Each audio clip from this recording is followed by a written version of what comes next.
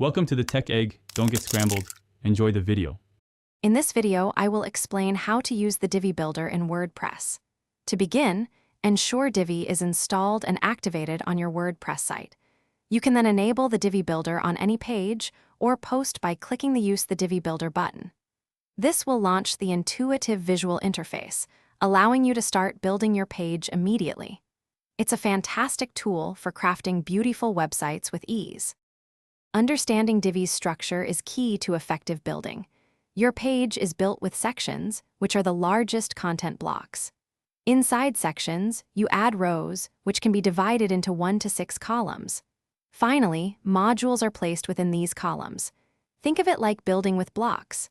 Sections are the foundation, rows define the internal structure, and modules are your actual content pieces.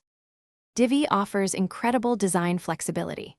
Every element, from sections to individual modules, comes with a comprehensive set of customization options. You can easily change colors, typography, spacing, and even add animations. The builder also includes robust responsive settings, allowing you to fine-tune how your design appears on desktops, tablets, and mobile phones, ensuring a perfect look across all devices. One of Divi's most powerful features is its ability to save and reuse elements.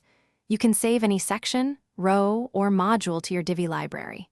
For elements you want to update everywhere, use global modules, change it once, and it updates across your entire site. You can also export and import entire layouts, making it simple to transfer designs or back up your work. This saves you countless hours. Thanks for watching. Consider subscribing if I helped unscramble your problems.